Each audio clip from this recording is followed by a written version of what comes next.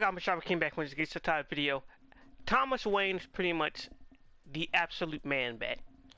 And for those who haven't read the recent issue of Absolute Batman 22, where we get Harley Quinn's backstory and some current things where Batman and Harley Quinn are running from the Robins and the squad team, it's pretty much indicated for two things. So roll out of here if you don't want to hear spoilers. For one, it was quite obvious that Jack Glenn was going to be Harley Quinn's father.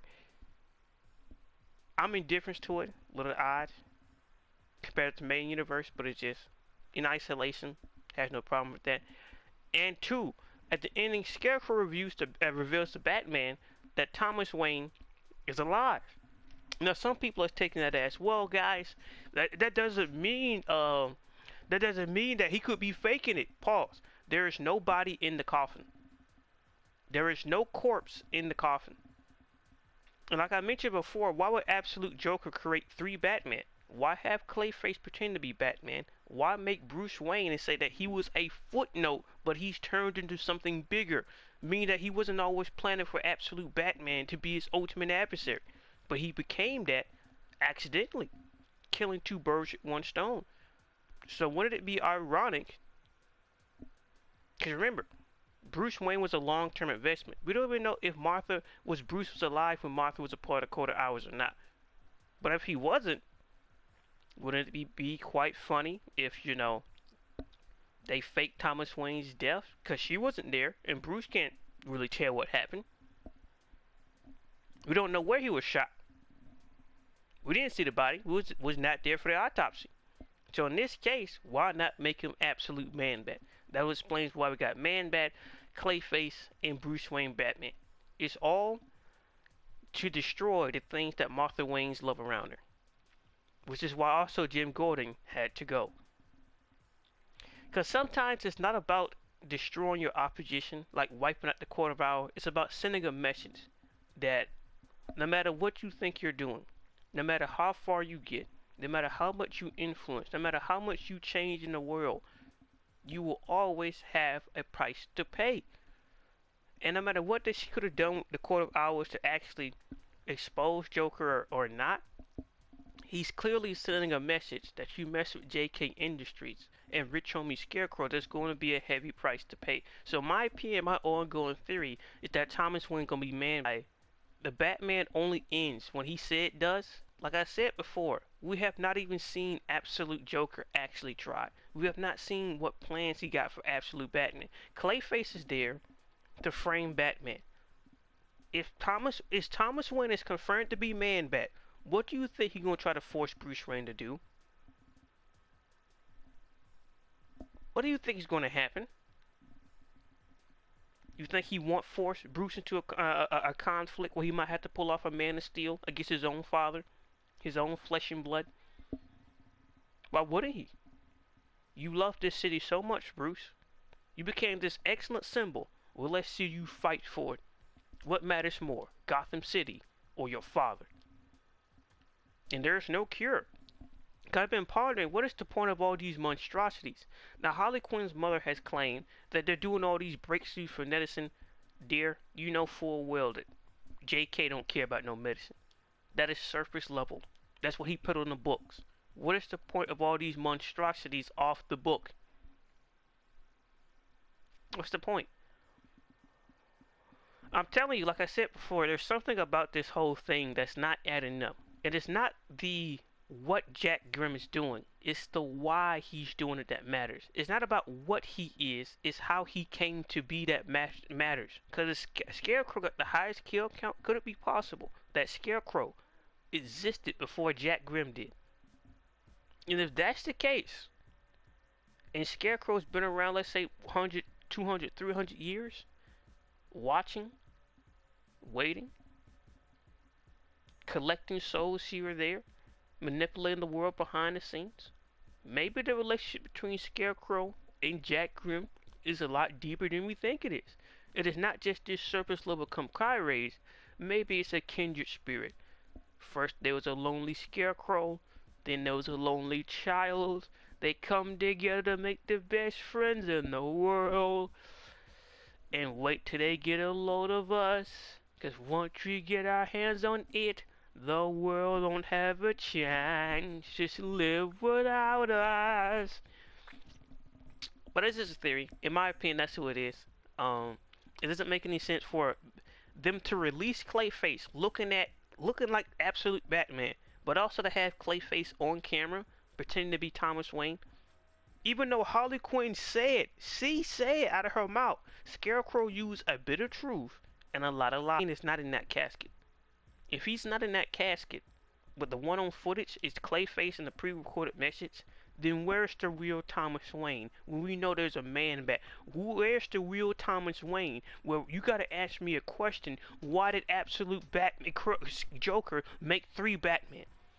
And the second one we've seen is to mock the first one and to potentially stage fake crimes to paint Absolute Batman as a criminal. So if that is the case, what is the point of Manbat?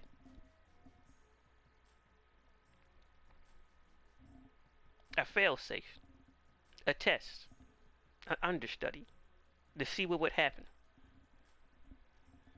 Like I said before, Bruce Wayne was never made to be an Arc M.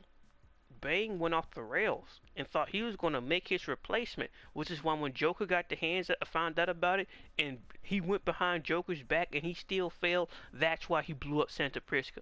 It had nothing to do with that he got whooped in front of everybody. It's the fact that he went behind his back and started doing things he never told Joker to do. Which is funny since, like I said before, when Jack Grimm showed up, isn't it strange that the Dr. Arkham, she never mentioned anything about turning Bruce Wayne into his replacement. So who came up with that idea? Bane did. Step out of line, that's what happened to him. Same thing with Martha. Martha thought she could rise up with her compadres and face Joker. Now look at her. You did all that fighting to get what out of it? What did they ultimately achieve? What did they do? This is pretty much One Piece levels of insignificance. What you shut down a few operations, you hurt a few people. What did you accomplish in the long run? Whose life did you truly help for the better? Who? Not yourselves. Look at you. Look how they're living. Sure is balling out. And she actually thought she gonna be allowed to run as mayor. Come on. Come on. She's been getting played for years.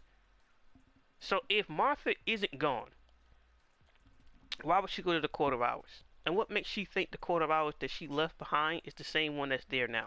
Because it could have been the original Court of Hours dispatch, and the Joker showed up with Scarecrow and obliterated him.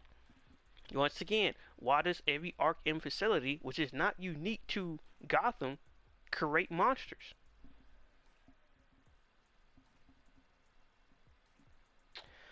So it's not meant to be like a long video, but those are like my theories and thoughts. And the people that try to argue that's Clayface, it doesn't make any sense. That Bruce's parents never died. And it would have made more sense in my opinion if Martha became Alfred, and maybe you turn it, maybe Alfred becomes like this Deathstroke type character where they're not really allies, but they're also not really enemies. Alfred have his own means to do what he wants to do, and Batman have his own means to do what he wants to do. And sometimes they work together, sometimes they don't. And it would be Martha using Bruce Wayne as the final solution. Her Batman, her Dark Knight, the final solution against Jack Grimm. I would personally like that, but it's like I said before, the Ray Zack writes Absolute Batman is how he wanted to be. He's not trying to write some in-depth detective story. He's trying to make a Batman to a fullest extent, to the utmost extreme, pushed to the maximum limits. So that's where you got the eccentricism, these giant oversized necks, so on and so on. And before I wrap this up, this is supposed to be a quick video. I'm already pushing like 8 minutes. Why does Jason Todd hate Bruce Wayne? Now, Scott Snyder said there was a Robin who completely believes everything Jack Grimm said about Batman. We've already seen that Dick Grayson is already becoming Nightwing, and he disliked Batman for what he's doing across the city. But he doesn't hate Batman as in he wants to obliterate him. Jason Todd, on the other hand, he does. Jason Todd, on the other hand, does not like Batman at all. Wanting him to give them a reason to hurt him. The way he was acting in issue 22 when he just blew a hole into the sewer, and Dick Grayson's like, are you out of your mind? Where's all this pent up aggressions coming from? Because out of all of the Robins, He is the only Robin that grew up in the same household. My personal theory was Jack Grimm. Imagine having Jack Grimm as a dad.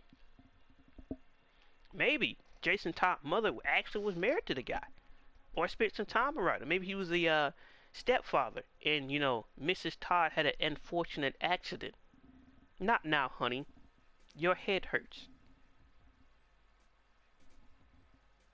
And with a few hours with Scarecrow, Jason Todd don't know what's real or what's fake. So maybe his hatred towards Batman comes from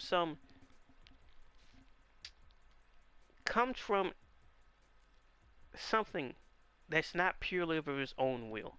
Something that's been implanted there. His hatred is an outlet to release his frustration against the man he's forced to be around to live with. Because out of anybody, his hatred towards Batman has no justification. There's no setup. He's like he hates this dude. Why? Why? And Zack Snyder already said a Robin. He never said Dick Grayson. He said a Robin believes everything Jack Grimm say. Why would he? Question is why wouldn't he? And could it be a worst case scenario that if Jack Grimm, anything ever happens to him, whether he reincarnates in Jason Todd or he's trained Jason Todd through a ritual to replace him? So in a way, you can never get rid of Jack Grimm. You can never destroy him. He's beyond his own flesh and his own being. He's something more than an average man can never beat against. We're going to do this game forever.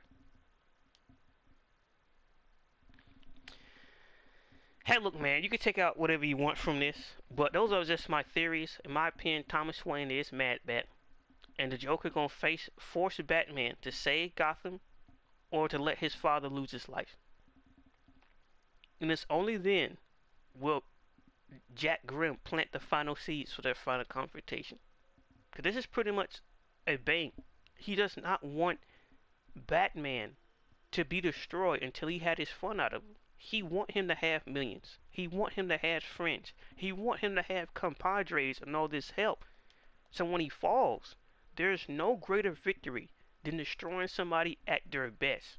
There's no excuses. There's no shortcomings. You gave them every single advantage and they still lost. And that's why he said this Batman thing isn't over until he said it is. So as soon as Bruce Wayne thinks he's going to be on the same level with the main universe, he's done. So I've been up to Caleb, got thoughts and opinions about do you believe that Thomas Wayne is Man-Bat? And what do you believe the ultimate plans with Jack Grimm is? It's been FWK and peace.